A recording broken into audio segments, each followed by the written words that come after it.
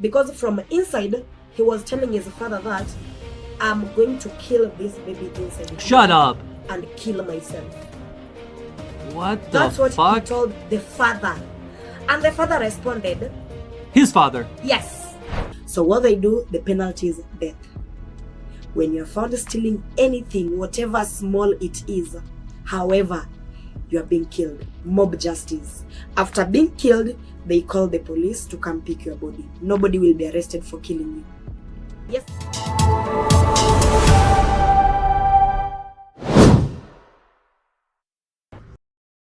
Hi, my friends. Think we're going right there today. Nice little view. Kibera, the largest slum in Africa. That is the game plan today. Got myself a little guide. I want to do a little podcast action, have someone take some photos. Not going to go into this solo dolo, but I think it's safe. I've heard they've cleaned it up. It's become like a tourist attraction. And yeah, it should be good. A little dreary out. The weather's not that great in Nairobi. It's chill, which is nice. After Egypt, 100 degrees every freaking day. It's been a good switch up. But yeah, should be fun. Let this hair dry. You have to let the hair naturally dry. If you have curls, you will know this. You can't blow dry it. If I blow dry it, I have an afro. But yeah, let's get it. You are about to embark on a journey, not just through space and time, but through the very fabric of human perception. Imagine a world where the familiar becomes strange, and the strange becomes familiar. A place where the boundaries of reality blur, and the only limit is your imagination. This is a voyage into the heart of the unknown, where every turn reveals a new perspective, and every story challenges what you thought you knew. Welcome to Bold Perceptions, where we explore the myriad ways people see the world and discover that sometimes the most extraordinary adventures lie just beyond the horizon of our own understanding.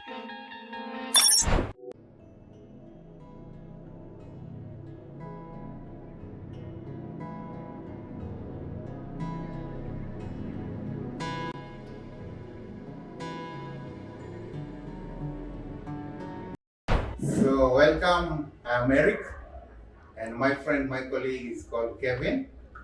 So welcome to our community. This community of ours is called Kibera, Slum, or Kibera community, and it is considered to be the largest slum in Africa, according to many sources. And right now, this community of ours is having more than 500,000, more than 500,000 people living here, living within an area of 2.5 square kilometers. So the population density is very, very high. And as you will see, some of our houses are crowded together, closely packed together. Yeah. How did it originate though? How did this slum start? The history behind it? Yeah, so the history behind it, people started living here way back in 1918, immediately after the First World War. Okay, yeah. So the first people who started living here, originally they were not Kenyan, they came from South Sudan. Oh wow, okay. And they were brought to this community, to this place by the British.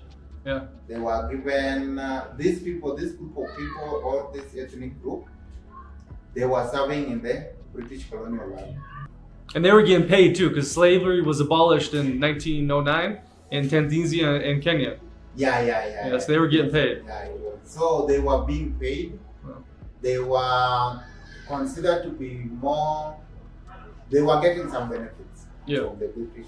And that's one of the reasons they were given this piece of land. Because after helping the First World War and also after their continued support to the British colonial government, the British were grateful to them and decided. So at the end of the First World War, these people were recruited all the way from Sudan. So at the end of the First World War, they could not go back to Sudan. Okay. So the British decided to do that. So and when they came to this community, the whole of this community was just a forest, was just a jungle with wild animals living in it. Oh wow. So these first people, they called it Kibera, meaning forest.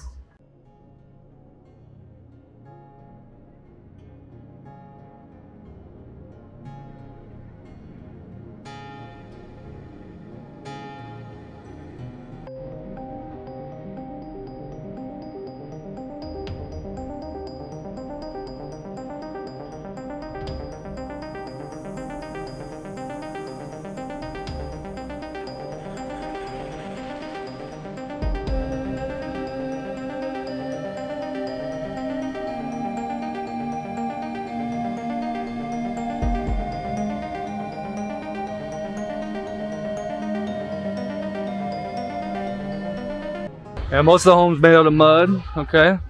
It's the back alley. And the electricity, this one, which is illegally stored. Mama bless it. The laundromat. Hello. Okay, oh, you're welcome. Amazing. Hello. Welcome, our sisters. Oh. Yeah, so this is now Kevin's house, where he stays with his family. Where do you sleep? Like there? Behind that curtain. Behind the curtain. So behind the curtain is the bedroom. Yeah. Very efficient use of space, my friend. Yeah. You have to organize yourself. So this is now a typical house, typical size of the house. And Let me just roll around here quick. Is that fine? Show this. I'm just gonna peek this camera back here. Is that fine? Yes. Oh yeah, nice little cozy bedroom. Yeah. Okay.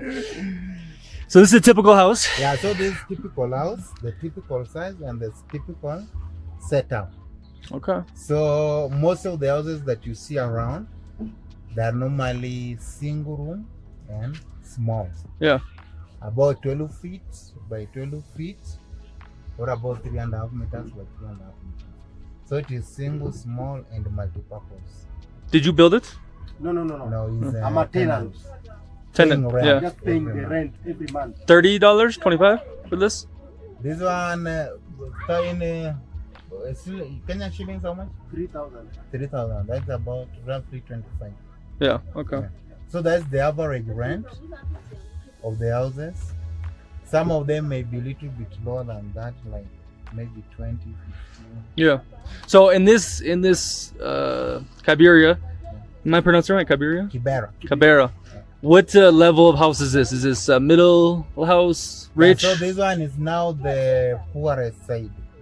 The poor side. You're in the poor side. So like the houses with the worst condition.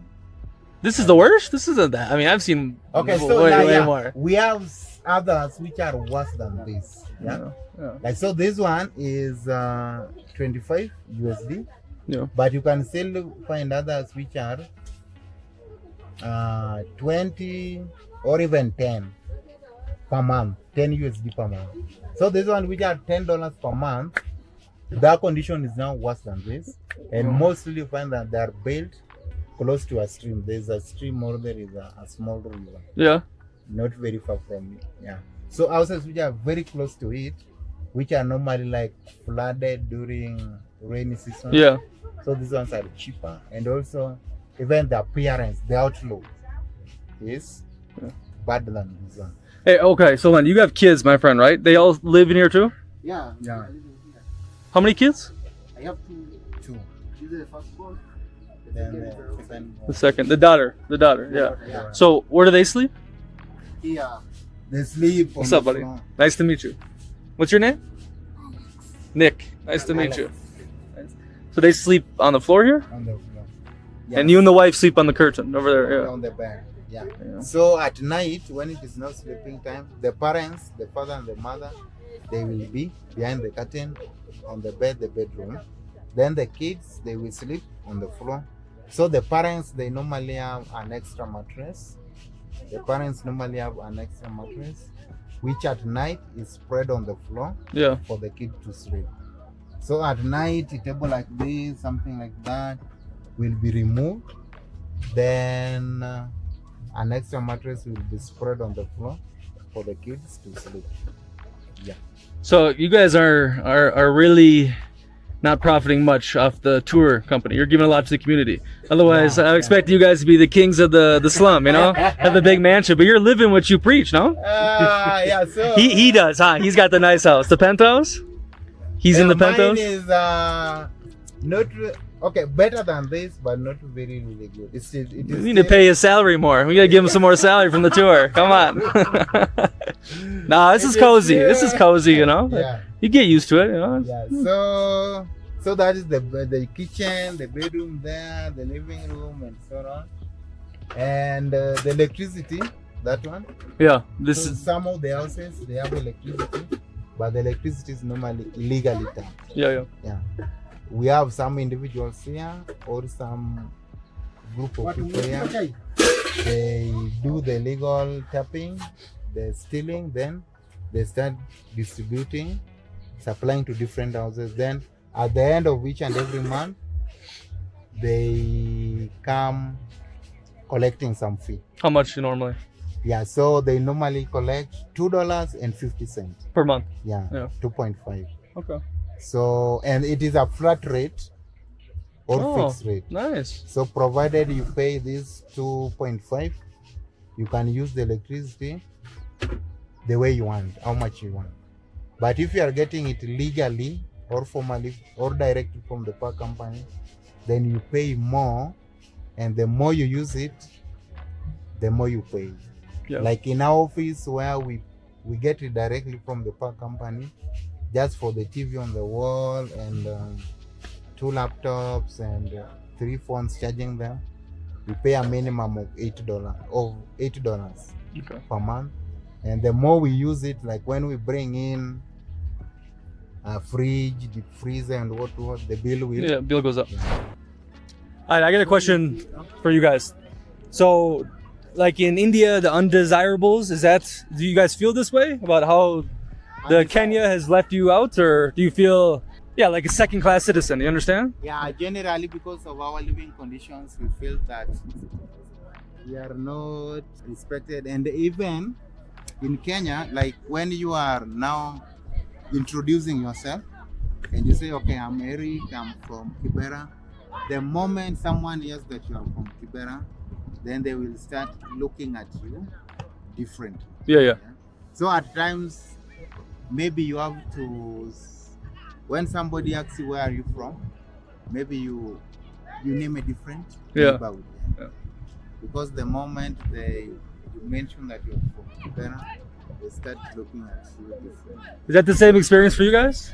Yeah, that's the same, because like they undermine the people from Kibera. They feel like something good can't come from here.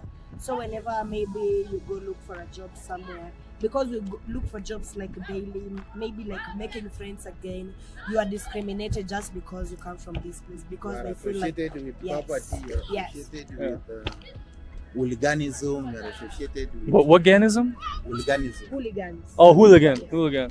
Like they feel like you can't match their standard. So even when it comes to friendship, you are left out with anybody who comes outside from Kibera. So you're basically considered like ghetto, slum people. Yeah, generally people living in slum areas. Yeah. Not Kibera included, and even other slums. Kibera is not the only slum in Nairobi. Yeah. So the moment somebody asks you are from a slum. But don't you guys have some cool factor, because it's the largest one in Africa? So aren't you kind of like, that's popular, right? So we have the cool fact, and then again now, when people describe Kibera, they give it the negative thoughts, but not the positive ones. Whereas when someone who gets the negative thoughts come to Kibera, they find that it's not even what is being said. Of course, yeah. They talk negative about Kibera, but when you come to Kibera itself, it's a different thing. Like they will always tell you when you go to Kibera, they'll rob you of your phones and all that. Here you are now in Kibera, nobody has even harassed you, so you find that it's different. We always view as our place as the most peaceful place in Nairobi, most secure place in Nairobi compared to other areas. Here nobody can steal your phone because we know each other. Yeah. We live as a community, so everybody acts as our own brothers and sisters. So when someone steals your phone, or maybe someone comes and steals my phone, automatically I'll know the person. Yeah. Or either you just tell someone, you describe the person who stole your phone, and you'll be told that so and so. We'll go look for them. Yeah. So it's the safest and most secure place, as not being said by other people. Speaking of that, you guys all have phones. I mean, that's not cheap. Phones aren't cheap. So with our phones, yes, it's not cheap, I can say, and again, it's not expensive. So what happens in Kibera is we don't have the money to purchase the phone. So what we normally do, rent? We buy it on installments. Okay, yeah. So we pay it bits by bits. You'll find a phone someone pays only 20 shillings in a day. So you find that when someone wants to use the phone, that's when they'll pay for the phone. You don't have to have a working phone all day. Oh, yeah. Because whenever you don't pay for it, it will be off. If you pay for it, that's when you use it. And at that moment when you will finish paying for it, that's when you will own it. Yeah. So that means as per now, I don't own this phone. I'm still paying for it. Gotcha. Yes. They got a little computer training over here. You said this is what? Cyber training? Cyber, not for training. Just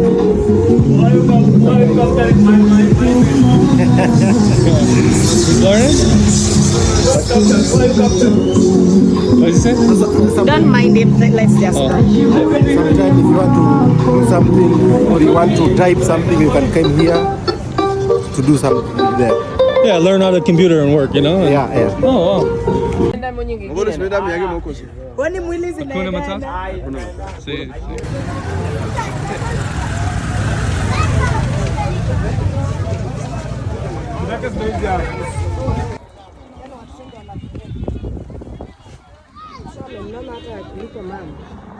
It's back in bold. Oh, it's not the that lighting. It's crazy. Got the view from the balcony.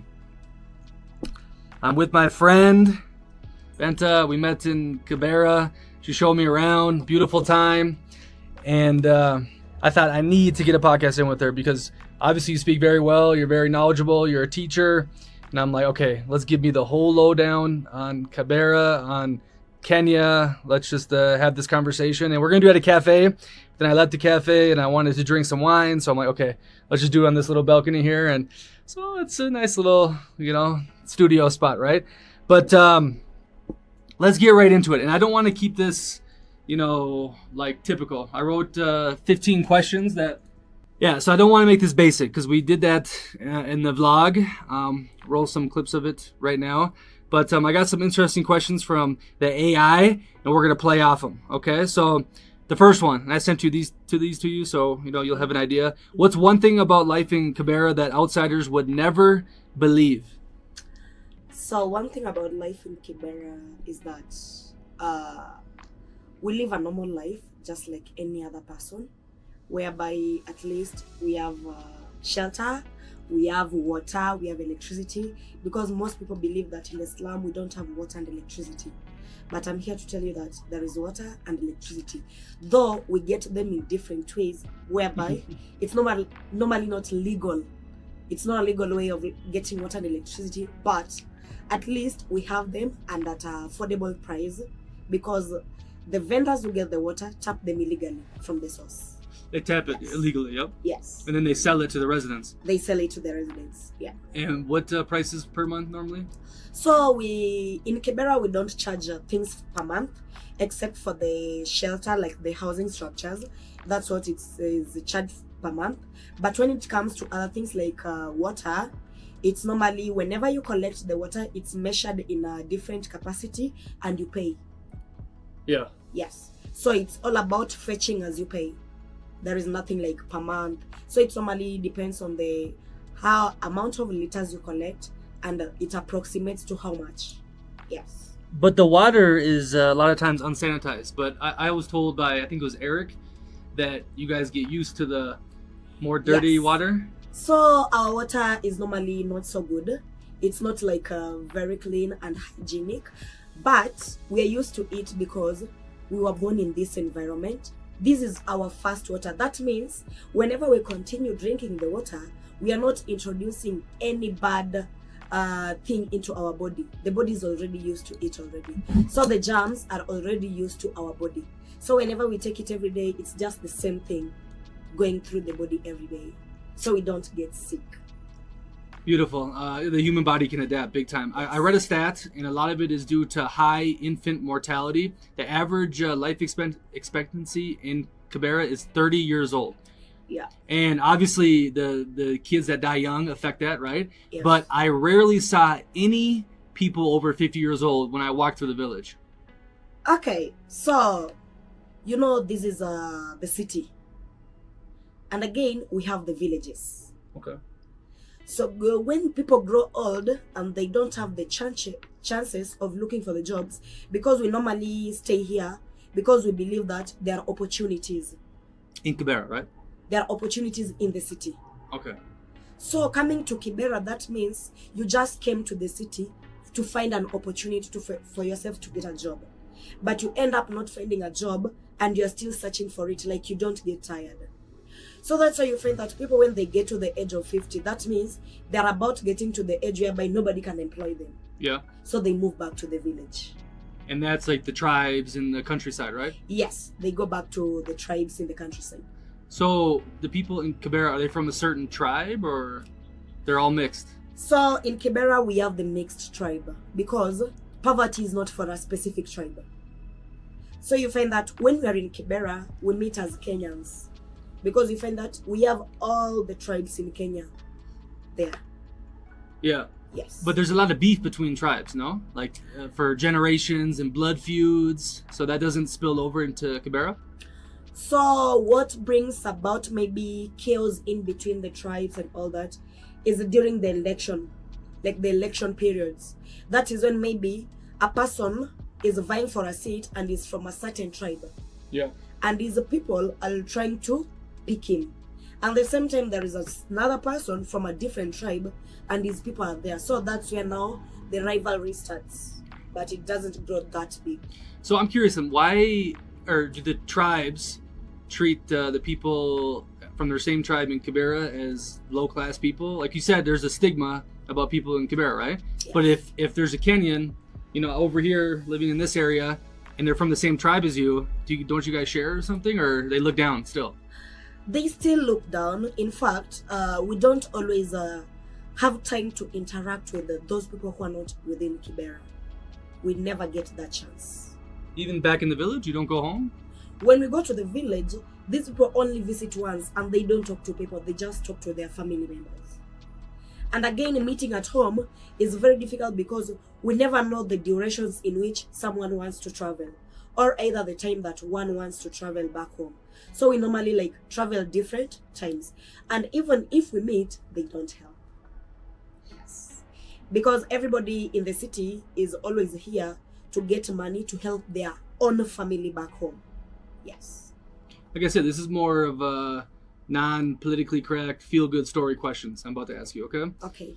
How do you find moments of dignity and self-respect in the toughest times living in Kibera? Because I notice you walk around with the swagger, you dress nice, you got the new haircut, looking good. But this is I think people get in subconsciously oh, I'm from the slum, I'm nothing, I'm this and that. How do people and you say, no, fuck it, I'm a human being like everyone else? So first, it's all about being clean. Clean. Because you don't need to show the world that I'm from a slum, so I need to be dirty. Yeah. Yes, I come from a slum, but myself, I'm not a slum. Yes. I like that. So me, being in the slum does not make me to look like the slum that I come from. I just need to show myself that I can be better than what the slum sees in me. So first, it's all about being clean, dressing nicely. Because you find that we get our clothes from the local market. We don't get them from the fancy shops, those expensive ones. You go to the market, you find a cloth is 10 shillings. You could pick it up. 10 shillings. What is that jacket? Yes. What does that jacket cost? So this one was donated to me. Okay. Yes. The skirt? The skirt too. Donated. Okay. Donated. So most of the time when we go to the market, you get these clothes that people feel like they are never worthy to be worn. Those are what we pick. We get them to the slum, we repair them, we clean them up, we dress them just to look nice. Whenever you walk around, I always feel like whenever people from Kibera walk around, we don't need to let people know where we come from without asking us. Yeah. Yes. Let them hear from our mouth, but not from our looks. So being clean and tidy and self-love is one of the things that makes someone to respect you, even though you come from a slum. No, I like that a lot. Because as much as we don't like it, how we dress, how we look is the first impression for a lot of people. In our brain, it's very hard consciously to shift through everything we see without coming to a conclusion. You understand? I don't believe in judging books by their cover, of course, but our brain doesn't have that much power to see every person and say, oh, no, this and that. Your first impression is very important. So I like that, though. Same thing as dress for the job you want. That's a cliche, What's the craziest thing you've witnessed in your daily life in Kibera? what I've witnessed, like, it's very terrible. In Kibera first, people believe that in Kibera, people are just thieves. They believe we don't go to work, we just wait to steal. Yeah. But one thing about Kibera, everybody is lacking. So how can you steal from someone who doesn't have what you want to steal? You go outside of Kibera and steal. So what happens if you go outside of Kibera and steal? Or either, like, let's say nowadays we have the phones. This is the most basic thing that maybe is valuable to me. This is what is valuable to me. Yeah.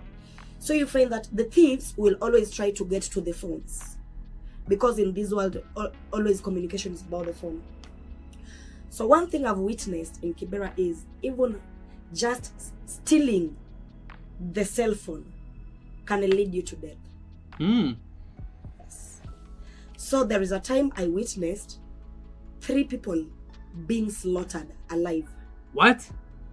In the morning, in the middle of the road. Why? Because they stole a cell phone. So in Kibera, they don't tolerate thieves, because these are the same people who give the bad impression about Kibera. And automatically the population is very large, that if you're given a warning, automatically you might escape and go to another place, stay there and continue with their bad behavior of stealing. So what they do, the penalty is death. When you're found stealing anything, whatever small it is, however, you are being killed. Mob justice. After being killed, they call the police to come pick your body. Nobody will be arrested for killing you. Because in Kibera, it's you guys... We police ourselves. Yeah. Yes.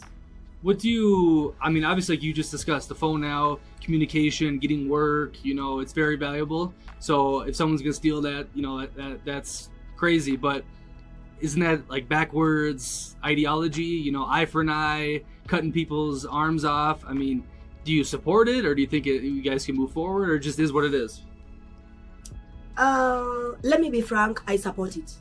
Okay, tell me. Yes, because before, when there was nothing like mob killing, you find that Kibera had got a very bad review. Yes. Yeah. Even a taxi driver won't pass through Kibera during that time. When was this? That's back ways in 2019, 2018, way back. Oh, 5 years ago was way back? Yes. It's not too far back, okay. Yes. They would see any truck driver passing by, because we believe that there are no cars in Kibera. We can't own vehicles. So in any case, they would see any vehicle passing by. They would stop you. You would give them money, or either they destroy your vehicle. Really? 5 years ago? So you find that people feared coming to Kibera. The moment they stop a car, automatically this person in a car maybe has got a good phone and all that. They would steal it. Yeah. And later in the news you would hear people from Kibera, people from Kibera. So as a person from Kibera, you have kept your good behaviors, and someone is just trying to give a bad impression of Kibera. So people said, no, this can't continue. We have to look for a way. So there is this policeman. He is very famous. He was called Blackie. So he's the one who came in support of the killings. He would identify the thieves who have been disturbing the community, line them up, and shoot them, all of them. Holy shit. He's the executioner. Yes. But then things started changing. So the first time, he was a good one, because he would give you a warning for the first time. Okay. The second time, he would give you money to go back to your rural home. Oh, he gave you 3 chances. Yes. And the third time, you die. That's better. Yeah, that's better. And he will just tell you, I'm giving you money, go home. It seems the life in Nairobi is not too good for you. Go back home. He gives you the money because he knows maybe you want to go back home, but you don't have the money. Yeah. The moment he will find you in the same mistake again, you've just signed your death certificate. You're killed. So people have thought that this person can't do it alone. So you find that there are these youths that are within the community, taking care of specific areas. Because I'm born in this area, I was raised with some people, and someone wants to destroy our community. What do? We deal with you. Yeah. Wow.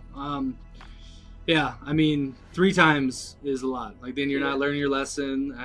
I mean, death is crazy, but what else can you do? There's no jails in Kibera. Like, you know, you're on your own. So what made people to go for the mob killing is because you find someone has done something bad. Maybe like before they were like stealing through attacking with weapons. Okay. Yeah. Knives. You couldn't walk in Kibera at 5 a.m. in the morning. You couldn't either? Before, you couldn't. You couldn't either. Me, I can. Yeah, but a random But person. before, someone couldn't walk through Kibera at 5 a.m. Yeah. You'd meet a group of boys standing somewhere and they will tell you, give us what you have. If you don't give, they kill you right there. They killed even tourists?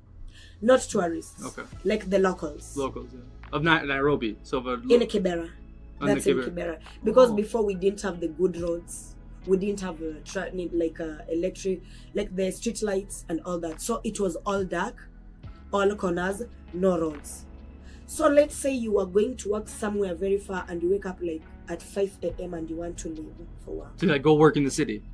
Yes. And they were stopping these people and killing them? So they stop you, they ask you to give them whatever thing you have. If you don't give, or either you identify them, they can't spare you. Because they'll know, oh, you're going to tell the people that this person did this. So the attacks were too much. Now people thought like, why should our own people be killed by our own people? Yeah. So they decided it's either we do away with the killers instead of losing a lot of people in the community. Instead of losing a lot of people, we better do away with the few people who are doing the killing. Yeah. And then you find that someone did that mistake of attacking someone, injuring them, some even bleeding to death. You take them to the police. The next day, you see them walking freely on the streets. So you find that people thought that, oh, so the police are not doing their job. Let us do it for them then. Yeah, that's why. The police were not doing their job. That's why the people decided to be the policemen for themselves. No, it makes sense. Wait, so 5 years ago, it was this dangerous, you know, what we're talking about. What was the big change? They decided we can make some money off tourism. We're going to clean it up. Like, besides the Blackie, the cop, who made this change happen? So now, I mean, when I walked through there, I felt no issue, no worry. You know, I didn't feel this danger at all. So what brought the change is the moment the mob started killing the people. Because these people were not like, they take you, like you committed a crime, they come for you, they hide you somewhere, they kill you somewhere. No. They search for you in your house, they bring you out in the light, they kill you on the street. In front of like an audience too. Yes. Why? To show example to the whole community. Yeah. And remember, we only live once, we die once. The moment you die, you'll never come back. So nobody is ready to die in this life. So that's what made the community to be this peaceful. No one wants to die.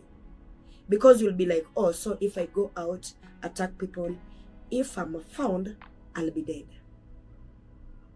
That's why now people started trying ways in which they can get their own money in good ways, not in bad ways through attacking people. That's why you see right now Kibera is like as peaceful as it is.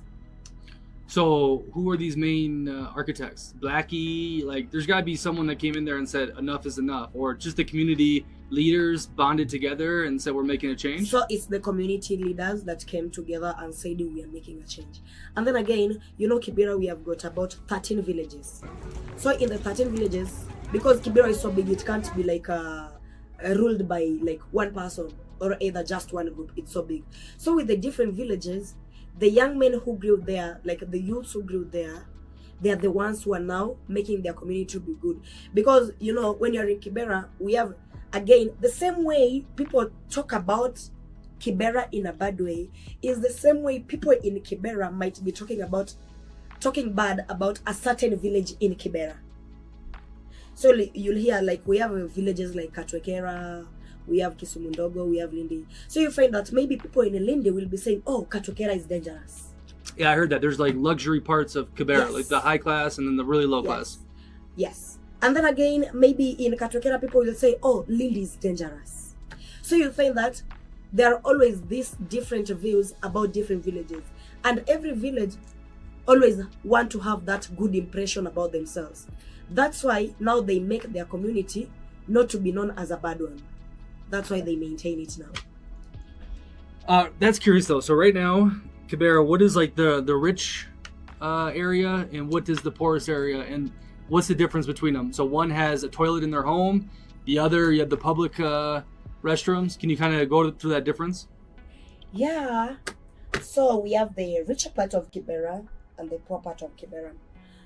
Though it's all called Kibera. Yep. So in Kibera, the richer part, they have better structures. They have like cemented houses, stone walled houses. They have gates to their compounds. They have compounds in their environment where kids can play and all that. Really? They have everything in the house, like just like any other apartment. Like they have the washroom, they have the water inside. Swimming the house. pool? Nah. No swimming pool yet. No swimming pool. Not so big space. But when you come to the poor part of Kibera, no gates, no compounds. Our kids have to play on the road because there is no space in between the houses for them to have a playground. That's why when you walk through Kibera, you'll find the kids are always roaming the streets, playing football, playing different games because they don't have a playground or either a compound in their homesteads. And like the rich people having different rooms, like the sitting room, bedroom, kitchen in their houses. For us in the poor part in Kibera, it's only a single room for everything. You now make it to be a home for you. And then again, it's just like houses facing each other. Walls are the same for the different neighbors. So in the poor part of Kibera, there is no secrets for a family. Yeah, you can hear everything. Because you can hear everything from the neighbor's house. Due to the housing structures, whereby our houses are made mostly majorly iron sheets and mud houses. So you find that when you're in this room, and it's always like just a 10 by 10 feet house. So it's just a cube. So when you're here, whenever you're sitting here, the neighbor's whole wall is just behind you. Yeah. So I think it was Eric's house I visited, where you guys took me through. That is the lowest end of Kibera. But there's more worse. When we showed you our own houses, like now in the poor part, that was like a rich house. That was a rich house in the poor part. Yes. Damn. Yeah. There are houses whereby when you enter, there is no any single seat. There is no bed. Yeah, just a hut. They just use maybe the water containers as chairs. Their sleeping, like their beddings, they spread on the floor. And when you see the kind of beddings they use, are just like leftover pieces of a mattress. They are being fixed together just to create something that at least someone can lie on. In the rich part of Kibera, where the compounds are, what do they make monthly? What is their income normally? For them, I believe they have a permanent jobs. So at least they earn like 10,000 and above. And that could be a middle class in Nairobi, no? Or no, that's way middle. No. That's not middle. Middle class in Nairobi are very rich. Very rich. Okay. Yes. So 10,000 for the rich neighborhood, Kibera, and then for the lowest one is like $1 a day, maybe. Yes. $1 a day. Okay. And even $1, it's always like it's a 50-50 chance to get it. Like you don't have a reliable job. You go out every day to look for new jobs. Today you get a job, tomorrow you don't get. So it's not always like automatic that you earn that $1 or either that $2. So it comes by chance. Like for me, like right now, like let's say the tour guides who do the tours in Kibera. Mm-hmm.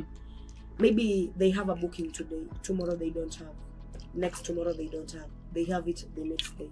So you find that the money they get, it's not like it's flowing money. Yeah. Comes and it goes. Yeah.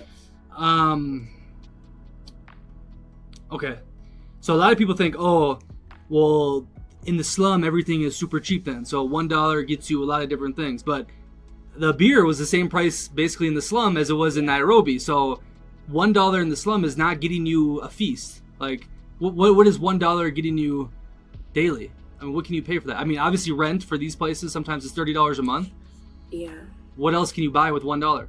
So $1, what you normally do, like, let's say I have earned $1. Yeah. That's like 100 shillings in Kenya. Yeah. That's 130. 100 shillings, yeah? 130, yeah.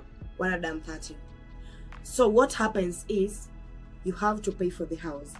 You have to pay for electricity, you have to pay for water, you have to pay for washroom, and then you have to eat. Yeah, so the public washrooms you guys pay for. Yes. You guys all shower together, go to the bathroom together, and you pay each time to use it. Yes. So what happens with there's $130, 130 shillings, you save 30 shillings for the rent. The rent, okay? You save it. You save 20 shillings for the electricity end of the month. 20 shillings. Each day? Like, whenever you get money, you try and save. Yep. Because again, you need to figure out other bills the way you're going to pay.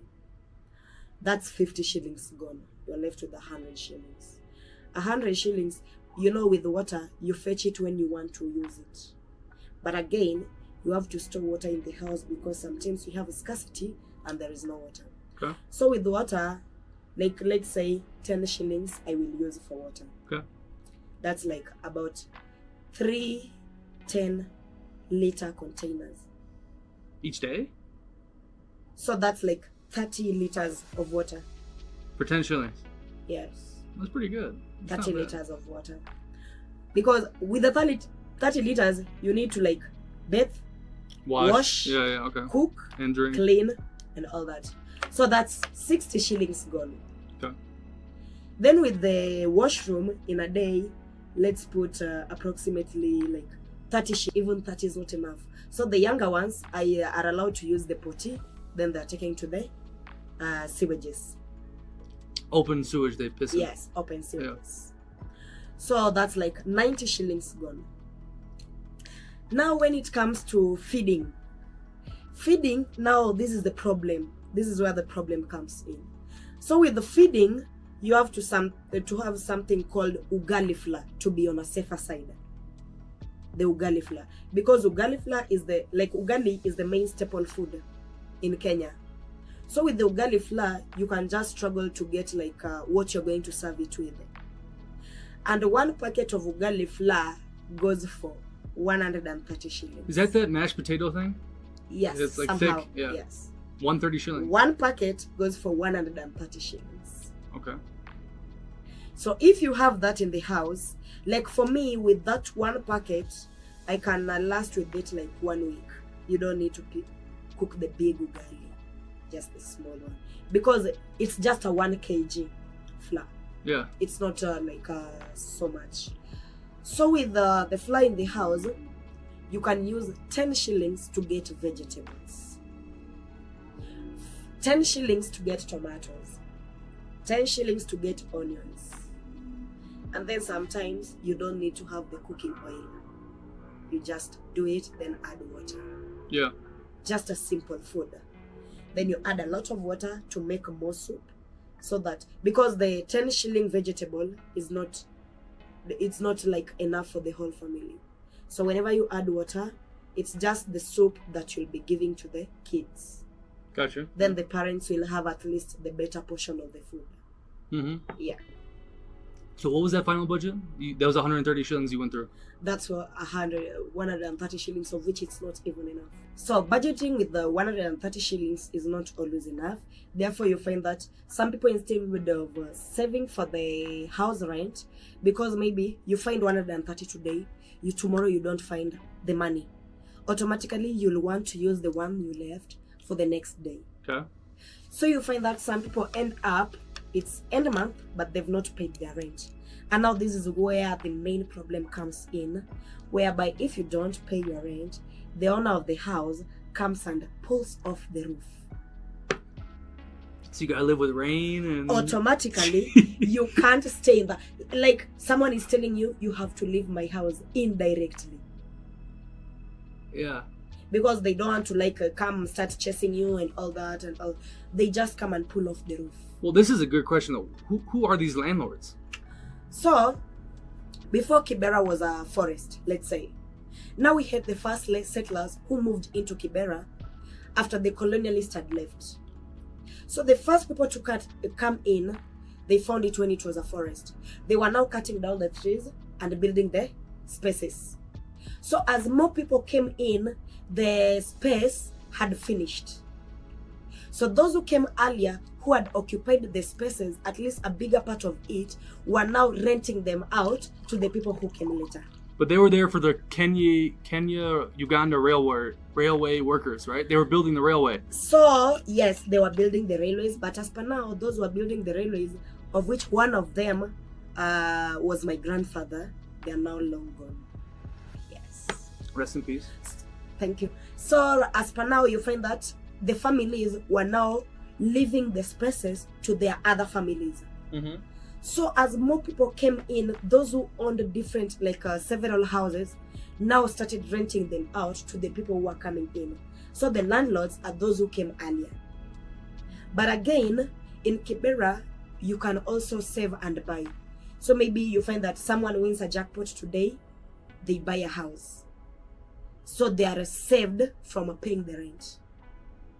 Yes. But I mean, so these landlords, where do they live? Because they're only making $30 a month. They live in Kibera.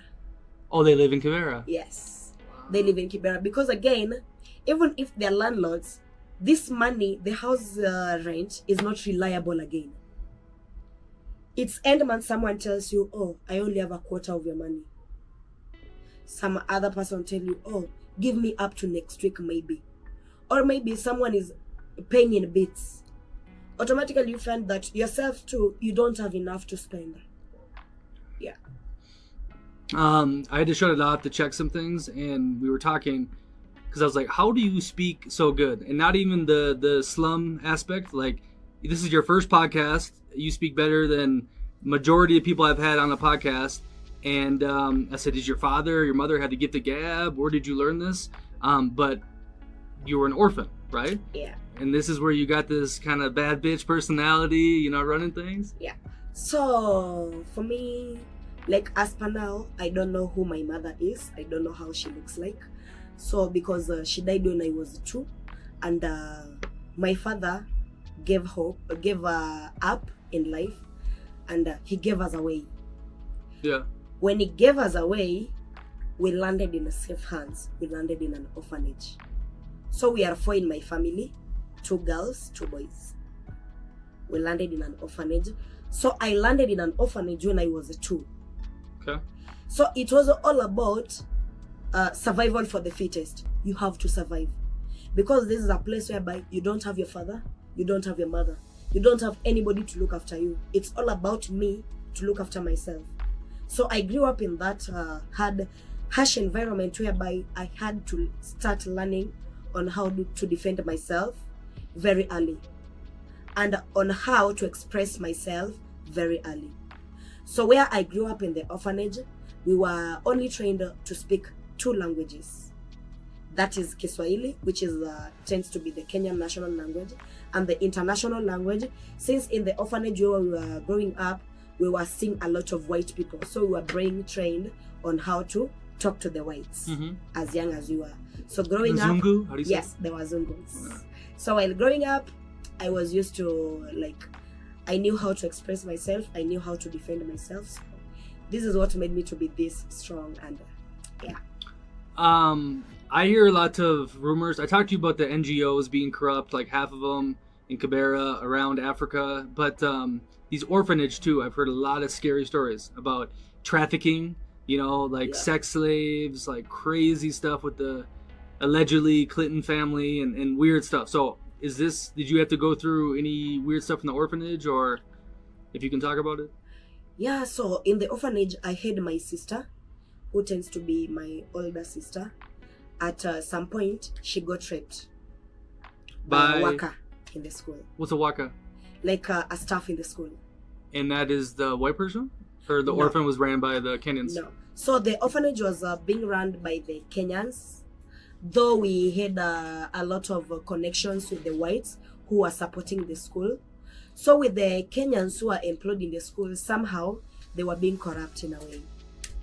That's what made me to like, immediately I finished my high school level, I had to leave the orphanage. Though I had no place to go to, but I had to leave.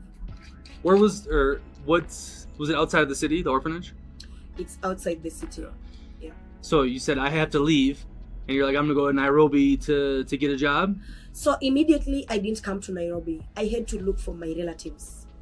Mm-hmm. So when I left the orphanage, I didn't have any clue where to go to. I had to look for one of my aunts and went to stay with her for some time. But I believe that that's when I realized that it's better I would have stayed in the orphanage. It's better I suffer in the orphanage rather than staying with my own relative. What do you mean by suffer? Besides, I mean, your sister got raped, which is terrible, but how else is suffering? So like you find that this was a family thing. The orphanage was a family thing. Okay. So you find that even if something bad happened to you and you report, there's no one to take any action. See. Okay. So it was all about you to keep quiet with the thing. So I felt like after my like high school level, I felt like I was grown enough to go out and fend for myself. When I went to my aunt's place, my aunt was like so cruel and so harsh with me. She turned me to a slave and all that. That's when I decided I have to struggle very much, look for some money and go to Nairobi.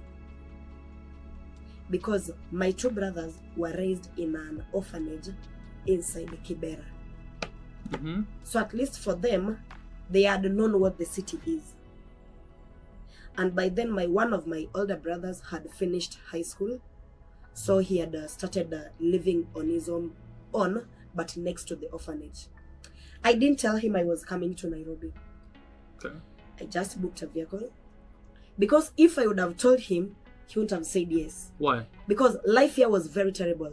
I met my brother living in a room that 3 people can't fit at the same time. So smaller than this balcony? This is big. Just the balcony. This is like so big because this is even bigger than my house. The balcony alone. So what the fuck was he living in? Just like the side? Like I found him living like it's only a 3x6 bed that was fitting inside. And 3 people were in there. So my brother, his girlfriend, and I. You guys all slept in the same bed, little room. We were sleeping in the same bed. And how old were you guys at this point? I was old enough, like I was 18 years. Yeah, so grown My people. My brother was 26 years, the girlfriend was 21 years. Jesus. So you find that anytime he would want to make out with the girlfriend. Yeah, I was going to ask that question. I was forced to leave the house and look for another place to sleep for the night. The night? Oh, wow, he's going all night. No quick section. Because you never know what is going to happen throughout the night. So anytime they wanted to make out with the girlfriend, he would tell me, oh, today I'm going to have my girlfriend. So look for an option. And what did you do? I will look for different friends' places every day. You sleep here today, they won't accept you tomorrow because they'll be like, oh, no space for you today. So it was so hard for me, very hard for me. But it was better for me again rather than living with my auntie or either living in the orphanage. Really? So I felt like this is my brother. At least I have a space whereby I can say, oh, let me relax here for the day. So it was like I went through a lot of pressure living with my brother because it's only one bed and it's a very small bed. We can't even fit the 3 of us. Sometimes my brother had to just sit down and sit on the floor and just sleep there. And he let the girlfriend and you sleep in the bed? Yes. Oh, that's a nice brother. But whenever he wants to make out, I'll leave. So this was too hard for me because I was like sometimes even feeling embarrassed. Because people out there were like, how do you tell us that is your brother yet you sleep on the same bed? So I was like, oh, so I can't sleep with my brother on the same bed. People knew that maybe I was lying that I'm the sister, but I'm the girlfriend in another way. Oh, there were other people believe that, oh, I am the sister, but we are making out with my brother. And then in Kibera, it's a very small, everyone talks about everyone's drama. Yes, because everybody knows how everybody lives. Yeah. So people felt like, oh, so there is something going on in between these two. And I felt like, no, this is my brother. But there's no one else in the village doing the same thing? Having 5 people in a room or something? It's the same, but at least they are one family, like maybe the father, the mother, and the kids. But this is a place whereby this is my brother. Yeah. We didn't start life together. I just came from the village. See. So you find that it was too hard for me that I had to accept to work as a nanny in some house. Okay. Still a single room, but working as a nanny. Okay. In Kibera, nanny? No, not in Kibera. Oh, you got out? Outside Kibera, yes. How the hell did you get out? out? In a place called Pipeline. So there was my brother had a friend in Kibera. So there is this guy who grew up in Kibera, but he grew up with the family in Kibera. Then later on, he got lucky and got out. Yeah. So on getting out, he has started a family. And he was to go to work. The wife also was to go to work, and they had a small baby. Yeah. So he came to the mother and asked if she can find someone to work as a nanny. Yeah, okay. I agreed to go there. And so wait, how long were you doing the living with your brother thing for? A year, 6 months? How long? A year. A year? A year. You said you had to find different rooms when the brother and the girlfriend, you know? Yeah. I want to ask you this. If this is too personal, we'll cut it. Don't have to answer it. It's fine. Have you ever resorted to prostitution to find housing or nothing? Never. I expected that. That's not me. Yeah.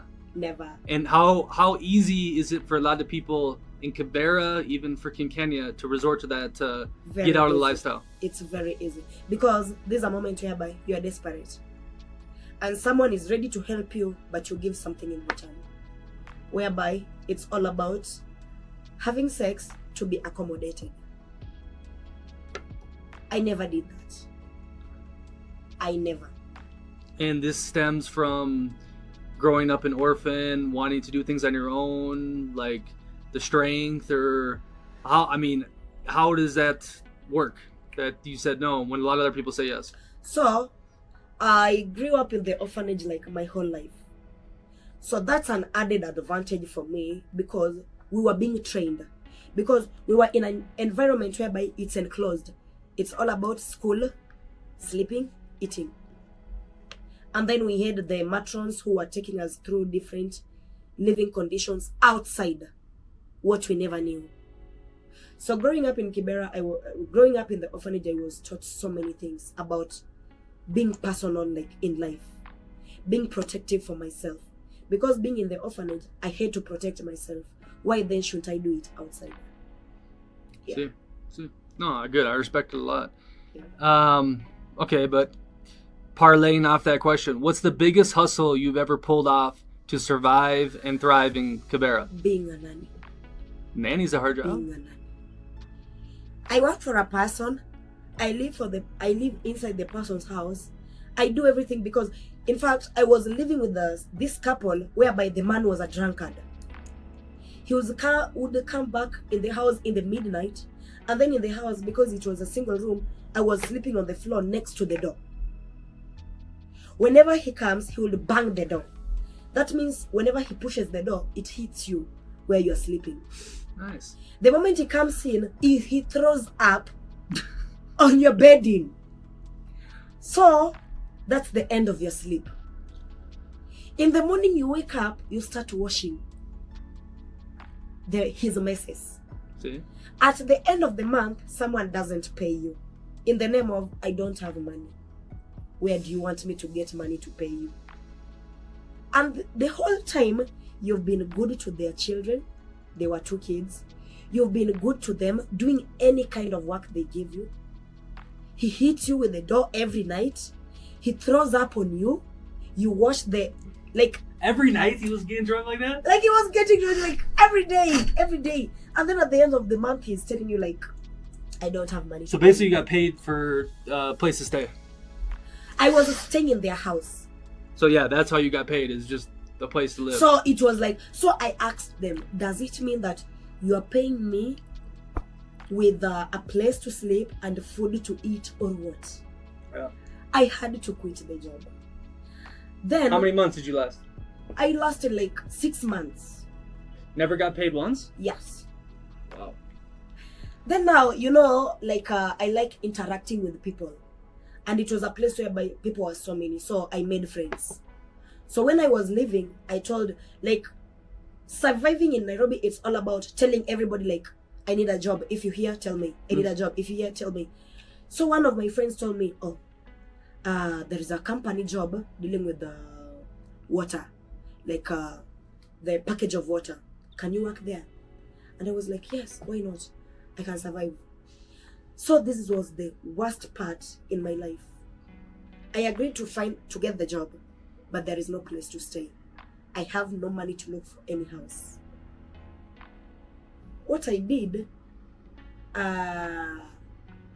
like, I met a stranger, like these border riders. I met just a stranger, any random stranger. I met a person. See? So he was a bike rider. We call them the border riders. Okay. Then it was evening. The good thing is I was working night shift. The whole night you were to stand. Okay. No dozing off, no closing your eyes even for 1 minute. It's all about being awake. You're just like putting the brands on the bottle, closing, sealing and all that. So in the morning, that's when I had a break to go and sleep. So I had no place to stay because it was far from Kibera, very far. And you take a bus here, or what do you do to get there? That's when I met a stranger and I told him, I'm new here. I work in this company and I don't have a place to stay. Can I stay at your house? He agreed. No strings attached, just a nice person. Yes. Wow. So the advantage is he was a nice person for the first time. For the start, he was nice. Okay. Because the good thing is I was working a night shift, and then for him, he was a bike rider. He was working during the day, so we were not meeting. Yeah. But there is a time we were told not to go to work, so I had to spend the night. Uh-huh. I didn't sleep the whole night. The neighbors thought that I was being raped because this guy was like, you can't sleep in my house and I've never touched you. I told him then I better sleep outside because I was like, no, I don't have to sleep. I don't have to live here just to give him my body. No. How long was this before you had to stay with him at the same time? How many months were you staying there before this happened? About 1 month. I worked in the company for 1 month, I think. So the third week, that's when it started. And I told him no. Then the worst thing, the brother came visiting in the same house. And the brother was like, oh, so is this your girlfriend? No. Is this your friend? No. Who is she? Like, she's just a random guy I met and she wanted help and I assisted. And the brother was like, have you ever touched her? No. Then the brother was like, how? And he was like, no, I tried but she refused. Okay. But the good thing is, the guy who accommodated me, he was like, sometimes he was like very humble, very quiet. Mm-hmm. That's why whenever I refused, he never insisted. But the brother now came with like and different energy. Like he was giving energy. I had to leave. Came back home to my brother's place. Yeah. I said no. I can't suffer in a stranger's hand, whereby I have someone that is my own brother, whereby even if we suffer together. Yeah. So I came back, and then in the same neighborhood, I made friends, my brother's friends. And then one of them was like, he was a teacher in the community. So being a teacher in the community, he was like, it was during the holidays, and he came to me and told me, can you do a tuition job? Like, can you tutor kids and you get paid like 100 shillings? Okay. I said, why not? I'm idle. Let me go for the job. Then I went for the job. It was a tuition job whereby I was... Well, you said 100 shillings for an hour or what? For the whole day. Wow. Tutoring what? Tutoring kids. Like, I was doing like grade 1, 2, 3, 4, 5, 6, 7, 8. All at once. And you get paid 100 shillings. But, I mean, at that time, it's not terrible. I mean, and then I said... $1, yes. yeah. And then I said, it's better than nothing. At least, what I just wanted is just where I wake up, I go to, come back in the evening.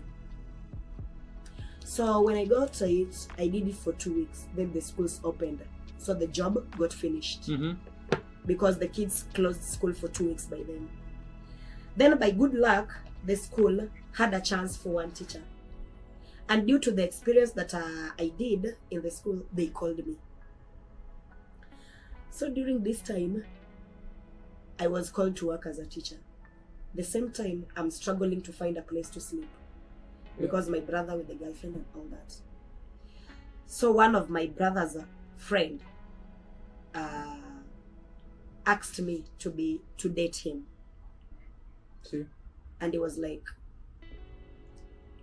I live alone, you can come over. I went there without thinking twice. I was like... Did you meet him before? He was my brother's friend. He was coming visiting every day. Oh, okay, so I was like, oh, this is my brother's friend. He can't harm me. Sure. So the moment he told me that, oh, I know you don't have a boyfriend and I want to date you. So, and again, I have a house. You can come stay with me. Because he already knew the challenges I was going through. Like, I didn't think twice, like, I've never dated this guy. It's our first time meeting, like being like girlfriend and boyfriend. I've never been with him in bed or somehow. I've never gone to his house. But I told my brother, I'm going. The only thing I wanted is a place to call my own, like where I can come anytime and sleep anytime. Yeah. So I agreed to stay with the guy. After 1 year, I got pregnant. Oh shit, you have a kid. Yes. I didn't meet. You should have shown me. After 1 year, I got pregnant. Being pregnant. At what age? At 20. 20, okay. I got married at 19. Wow. Then I conceived at 20. Okay. The moment I conceived, the good thing I had got a job at the school. See, with the teaching? Yes. Okay. I'm heavy. And I was walking like 30 minutes to get to the school. There are no vehicles, there are no motorcycles. It was all about walking. It's in through the Kibera? corridors. Where's Yes, the school? Oh, okay. in Kibera. Yeah. Yes. The worst thing, coronavirus came. See. I gave birth with the corona. No job. All schools were closed for one year. And you were having a kid at this time? I'm having a newborn baby. Jesus. Newborn. The same time, it's a rainy season. I didn't budget for the baby. Like clothes and all that, the pampers. This is the time I felt like this was my lowest time. By then, I called him now the husband because he was my boyfriend. We were living together. Yeah. No job. He's working still now, or he got canned because of COVID? We are not together. No, but he was working at the time. He was working at the time, but coronavirus, when it came, there were no jobs. Yeah. Lockdown. Me too, I didn't have a job. We had only saved 5,000. Jesus. We were expecting a baby. So we were trying to save. By then, we had only saved 5,000. And this is corona. There is no job. We had to use the savings. The savings ended, whereby we have no place to go get food. I was like wrapping my baby with my old clothes. Yeah. To act as pampers and all that. Like, it was so terrible. No food. Wait, was the baby eating? Did you feed the baby? She was breastfeeding. I couldn't feed her. Okay, breastfeeding. Yeah. Yeah. So it was for me to look for food to breastfeed. Yeah. So it was so terrible. Then corona ended. I had to go back to the same school. What do you mean you had it? It's good. You had the job again. Going back to the school, I'm going back with a baby. Yeah. Remember? So you My bring boss- you bring the baby to school? I bring the baby to school. Jesus. My boss doesn't like my baby. No. My baby is very young, but my boss is like, put that child down. Don't breastfeed that child. Like, I was like, how? This is a baby. She can't eat. It's only the breast milk that she depends on.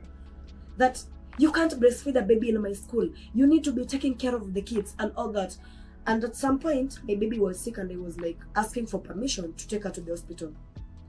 The answer she gave me was like, you're taking your baby to the hospital. Who will take care of the kids in your class? Yeah.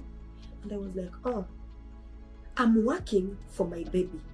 I'm struggling for my baby. So if my baby dies because of the job, then I'll be done.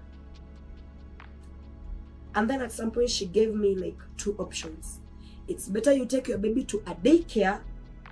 Like I take my baby to be taken care of by someone else, somewhere. Or either I quit the job. I decided to quit the job. Okay, you quit the job. I decided to quit the job because my baby was too young to be left somewhere. Because I had tried that, leaving my baby with someone, but she cried the whole day. Okay. So I was like, no. I can't believe that my baby will be suffering when I'm alive. It was better for me to suffer because my mother was not alive. But for my baby, no. I had to quit the job, stay in the house. By then, I still had the father. We were still living together. Going to the house, I said, no, I can't depend on a man. I had to struggle to make at least, even if it's 10 shillings, it's my own. So I started a daycare in my house where I'm living, in the small house. So I was advising people, whenever you're going to look for work, please give me your baby to take care of. Yeah. So I was taking care of 3 kids. At least I had something at the What'd you get paid per baby a day? That was like 30 shillings. Per day for the baby? Yes, that's 90 in a day now. Yeah. Yes. So it was like, oh, at least I'm getting at least a coin on my own. And the husband's working at the time too? Yes, but the man's money was not getting to the house. What does that mean? It was going to beer and whores or what? Girlfriends, family, oh no. So I was like, I was married, but I was still on my own with my baby. So later on, I was so lucky because the school that I was working before, I had some colleagues who knew people from somewhere else. And then there was this other school that I'm working now, just next to me, wanted a teacher. And there is a teacher that we were working with, went to the owner of the school and tell him, I have a very nice teacher. If you can have her, then your school will be better. Then the owner of the school called me, didn't ask me for any paper, like academic papers. He told me, you are starting your job on Monday. And I told him, I have a baby. By then my daughter was 1 year. And I told him, I have a 1-year-old baby. And he was like, it's fine, you can come with her. That's why I'm working up to today. So you got the job. Yeah, so I got a job. And now at least I could rely on myself. I could take care of my baby. Because ever since I got engaged to the guy. See? Who did help you out at the start. So he wasn't just a terrible man, you know? He did help you out at the start. He didn't. Never. In fact, the moment I conceived, he started misbehaving. Before that, he was okay. When he brought me when I was not yet pregnant, he was fine. Very loving, very nice and all that. But after getting pregnant, that's when he started bringing his girlfriends to the house. Well, you were there? Yeah. Don't lie to me. That was. Did he tell you to do what your brother did? It's like, hey, just step out of the house for a little bit? No. Or join the threesome? He would call a girlfriend inside the house. Then they make stories in the house and I'm just there. And I'm like, so what's going on here? The moment I ask, he beats me. Remember, Jesus I'm pregnant. Christ. What? Yeah. At some point, we are sleeping on the same bed, but he would be making phone calls. And he will put the loudspeaker for me to listen to what they're saying. With the woman? He's talking to the woman and shit? Because he knew that whatever he does, I couldn't go back to my brother's place. My brother, the moment I stepped out, he married the girlfriend. So he had started the family. So I couldn't go back. So he knew that, even if I do what, she can't leave. So I had to persevere because I was pregnant. I've just started my new job. I was not yet stable. I couldn't pay rent to any other house. Okay, hold on. I'm gonna ask you one thing, okay? And correct me if I'm wrong, okay? Because I think you're a good person. Crazy story. But what I've learned through my life and traveling is, and don't take this personal, I'm just asking, if you get bad service everywhere you go, sometimes it's not the service, it's you. We talk about the orphanage, we talk about the nanny, we talk about the brother, the husband. Do you play any part in this? I mean, fuck, I have no idea. The stuff you're telling me right now is incomprehensible to my brain, what you're going through. It's very impressive. But do you feel, okay, God just hates me and is going to throw me all these bad cards? Or why is these bad things keep happening to you? So sometimes I was telling myself that to be in a better place, I have to go through thick and thin. Okay. And now I feel I'm in a better place because of the struggles I went through. Of course, yeah. Because I stayed with a man for 5 years. Yeah. And last year, I had to move out. Last year, okay. Yes. Last year, I had to move out because it was too much on me. I survived all the abuses, all the beatings. Yeah, I mean, if a man is beating you and bringing women in there, it's totally fucked up. I was talking about everything before. The one dude's house. I mean, it seems like everywhere in your life, you're dealing with not the greatest people in the world. Yeah, so I always tell myself that anything I go through, any moment, is a stepping stone for me to another level. I guess I'm asking, is this a normal experience for people in Kibera? It's a normal experience. To deal with shit people all the time. It's a normal experience. Good. So last year, I had to move out when it got too much. See? At least I had saved some money. I could pay rent to a house. The moment I told him, enough is enough, I want to leave.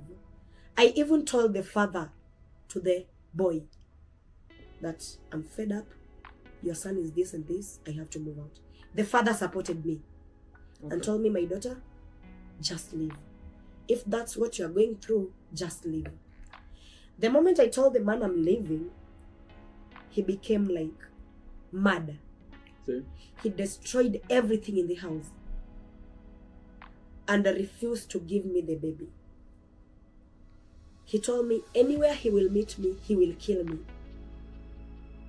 That if I leave his house and step out of the door, I should never come back because anytime he will meet me anywhere, he will kill me. Remember that time he has stayed back with my daughter in the house. So I had to leave. It was raining. It was in the morning, 4:30 a.m. in the morning. I had to leave. The only option was my brother because this is my parent now. Yeah. This is my father, this is my mother, this is my relative. I had to go to my brother's place. And since my brother was raised there, he knows everybody there. He told me, I'm coming with my squad, his friends. Uh-oh, he's got the gang coming to take care of it? Yes. Because Good brother. The boy took my phone and broke it. So he was silencing me not to communicate with anybody. Yeah. I had to walk all the way to where my brother lives. Though it's a distance, I had to walk. I had no money, no. Yeah. The same time I went back to the father. The father also lives in Kibera and explained everything. So the father also told me, I'm coming. So it was his family, my family against him. My brother went and got drunk first. Because remember, this is his friend. Yeah, he set you up with him. Yeah. Yes, this is his friend. The moment he goes there sober, he won't solve anything. So he had to get drunk so that he can be high.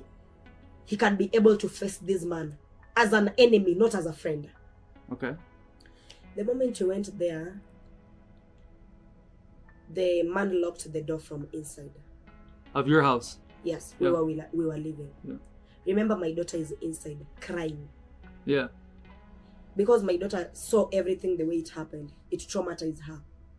Breaking everything, like the bed, everything was scattered. So going with the father and my brother and the friends to my brother, the boy refused to open the house. We called from outside for like an hour. He refused. So we told the owner of the house, because it was made of iron sheet. Yeah. We told the owner of the house, we are going to destroy the house because this is just iron sheet. We can pull it out, later we get it back. The only thing we want inside this house is the baby. Because from inside, he was telling his father that I'm going to kill this baby inside here. Shut up. And kill myself. What the That's what fuck? he told the father. And the father responded, His father. yes. His father responded to him, remember, that daughter is not yours alone. You share her with someone. So what you do, kill yourself and give us the baby. What? We will bury you when you die. Oh my God. And my brother told the father, because this case is getting this tight, let's call the police. The moment they mentioned the police, he opened the door, but came out with a glass, broken glass. Yeah. He wanted to stab my brother. The first thing he told my brother, because now it brought a lot of commotion that people had gathered, like a lot of people, you know, the neighborhood is so squeezed that any shouting will create like it will like bring a lot of people out. Yeah. So people were like so many outside watching and listening. People like banging the house for him to open. The moment he opened the door, he told my brother, carrying like a broken glass, he told him, let that your sister come in first. If she wants her baby, let her come in first. Talking about you. Yes. Okay. And the people in the neighborhood shouted at him, no, she's not coming in. Bring the baby first. Because they thought he was going to kill you. Yes. Because they told me, if you go there, he will kill you immediately. So I refused to go in. And the people forced him to get out the baby first. The moment I got my baby, I gave her out to the neighbors to run away with. So you went inside and got the baby? He brought her out because Outside. now people were shouting at him. Yeah. It was a large crowd. The moment people got in, they saw the messy house and I told them, no, I can't sleep here overnight. No matter how much he asked for forgiveness, I can't. Oh, so after he gave you the baby, he started asking for forgiveness to everyone? Yes. And I told them, no. These things, I bought them myself. These things that he has destroyed, I bought them with my own money. Because I was living with a man whereby when he gets money, he can't buy anything. Yeah. So the moment I told him I want to move out, he thought that I'm going to carry everything with me and go with them. So he decided to destroy them. I told him, no, I can't. Let me be. I'm going. Whether I'm going to suffer outside, whether I'm going to sleep outside, I'm going. It's rather I sleep outside rather than staying with a man. I had to leave. But where were you sleeping at this point, though? Because you weren't sleeping with him during this thing. You were sleeping with your brother, right? You were back at your brother's house? I didn't go to my brother's house. The wife had a baby too. So there were 3 in that same bed that was small. So you just got your baby back from this crazy event that happened. I got my baby back. And you're sleeping where after? By then, I remember I had saved some money. From teaching? Yes. Okay. So I had rented a house. I rented a house that same day with the money that I've been saving. I decided, let me use all my savings just to rent a house. I moved out with my clothes only and with my baby and started life. Oh. And up to now, I'm good. Yeah, crazy fucking story. Crazy. No, hold on 1 second. Before this crazy event happened, what were you weren't staying in the same house before that, right? I was staying with him. Okay, and they just blew up and then this like he was causing trouble every day, but I'm this guy that will never tell my stories to any neighbor. I'm this guy that will not let my neighbors know what is going on in my house. Yeah. This guy will beat me inside the house but I would make sure that the neighbors don't hear anything.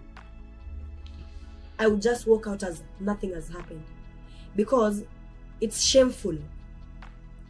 Yeah. To walk around the community, people knowing that, oh, your man beats you. So why do you say it right now on a podcast that's going to go on the internet? Pardon?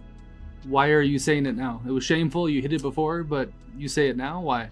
It's been a year. How long has this been? This was a year ago only, right? It's a year ago. Yeah, it's 1 year now.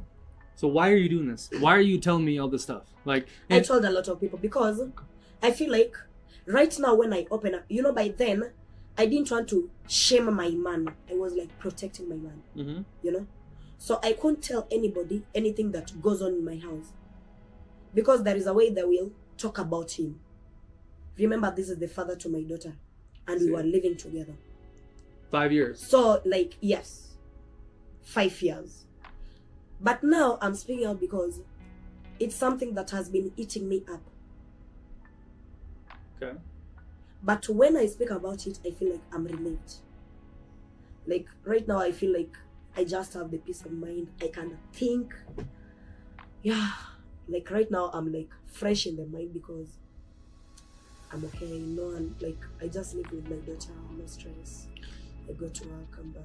It's unbelievable, okay? And I don't mean to be disrespectful, saying anything back to you, asking questions. I've been around a lot of different places, just like you. I don't trust many people. That's why I do it. But it's unfucking believable story, Not unbelievable, like what you've been through, what you've gone through. It's very impressive. Now, what happened to the man? And then this next year, like how have you rebuilt yourself? And because any normal person that has gone through any of the stories you talked about, maybe 1, 2, not all 10, would go crazy. They would be dead, And you don't seem like a person that their eyes, when I look at you in the eyes, I don't see someone that's dead inside. Even my neighbors didn't realize anything. The moment I moved out, when they saw what was happening, is when they asked me, I thought your marriage was the perfect marriage in this whole neighborhood. So you two, you do fight. And I tell them, you don't need to tell everybody what you're going through. Because you might be telling somebody what you're going through, and that's now become your weakness. True. They judge with that. And then again, you might be telling someone what you're going through, whereas they are going through a worst moment compared to yours. And remember again, I had no one to talk to. I only had my brother. So all these things I was keeping to myself because I was like, I don't have someone to talk to. Yeah, why didn't you tell your brother? He was the friend with him. Remember, I was like, my brother is a man. My husband is a man. My brother has got a wife. Maybe the wife is going through the same thing. See? Or maybe my brother is going also through the same marriage thing. And I was like, this is me and my family. I don't need to talk. And then when it comes to matters like this, it's always like advisable to talk to a female person. Yeah. Someone who's close to me. But I didn't have any female person. Like, normally it's the mother. And I was like, I don't have a mother. Yeah. I can't tell anybody. So I was like keeping to myself. And I was telling myself, this is me. I have no place to go. I have to persevere. But the moment I felt like I'm brave enough to move out, I had to. Yeah. Okay. Positive stories. Okay, so now that you moved out, I know you have a good job teaching, right? Your kid is getting raised. Tell me this rebound story, the last year. How have you gotten to this point? Because right now when I see you from the outside, you seem happy, you seem good. Even when I was in the marriage, I looked very happy. Like, let's say this is me. In a normal, like, in the daily life, this is me. So, what happened is, I only have one daughter. I work at the school. And at the school, the good thing is, we get food at the school. So, the moment we have food at school, we have like a porridge at 10 and lunch at 1. So, I don't need money to feed my baby in the evening. Because I say, we've taken porridge, we've taken lunch. So when we go home, we need to save up for the rent. Hey, fasting. I fast too. Only eat during lunch, Yeah. So the problem comes in during the holidays and on the weekends. no schools. Like right now, we've closed the school for 2 months, 2 weeks. We are going back to school on 7th January. So the schools are not there anymore. So there is no free food again from the school. So that means right now I will have to struggle harder. But the good thing is, what keeps me going up to this time I'm now right now like this. First thing right now, I have a peace of mind. I don't worry about more like I'm going through stress, someone beating me, someone giving me stress. No, that's the first.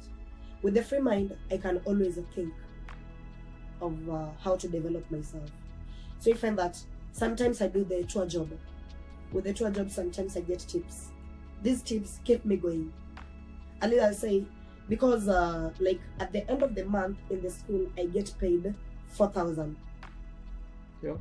I pay my rent 3,000 at the end of the month. So you find that whatever I'm being paid at the school is not even enough for me at the end of the month. So you find that with the tour job, at least, it boosts me. Not to be thrown out of the house, my salary, I will use it to pay my rent. Yeah. Whatever I get from the tours, I use it for the other things. But you, on the tour, you hopped in midway through. Like it seemed like a random coincidence. Or is this a normal setup? Or so when you saw me, you're like, okay, this is a gringo I can take money from. Like, is that what you were thinking or what? No. Really? Be honest with me. We're having a conversation in my apartment. No. I've been doing the tours for 1 year now. So, I've met a lot of people. So, it's all about, I like making friends. And I like it when I do my job perfectly so that I can maintain it. But I just asked you, like when we do the tour, you didn't show up till midway through. And it seemed like a random person that showed up and, oh, I'll join you. It's a holiday. It was a holiday that day. It was a holiday. So what happened is, I went to school for some 3 hours. I was to come to pick you. Oh, you're at the mall.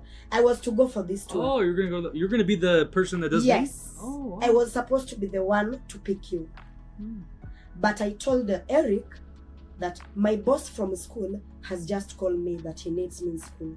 Gotcha. So the coincidence was, the moment you got to the neighborhood is the same time I got back from the school. And another coincidence was, Eric had to pick some other guests.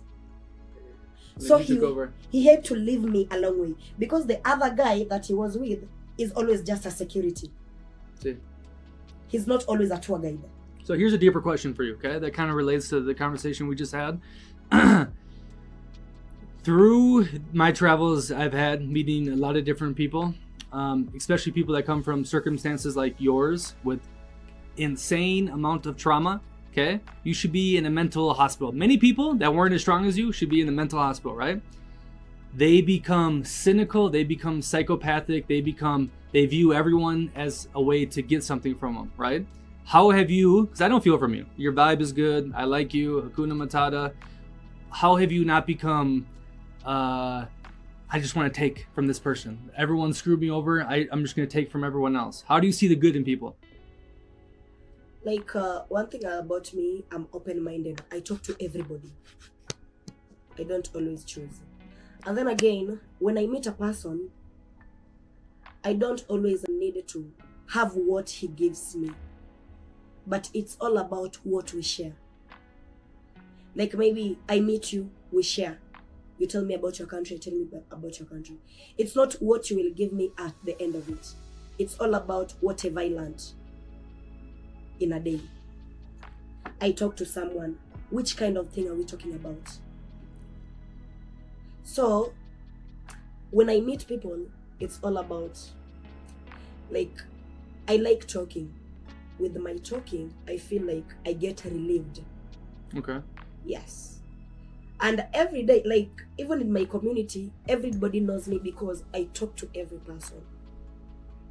I can't pass a person without saying hi, whether I know you, whether I don't know you. Because I was taught when you meet someone, majorly in the morning, you just have to say hi. And the moment I say hi to someone today, tomorrow I meet the same person, I say hi. That's the moment we get a relationship, and it's like, oh. So the next day you find that it's the person saying hi, because it's like, oh, this person always says hi. And that's now where you find that you become friends just through saying hi. You make stories, different stories, you share, yeah.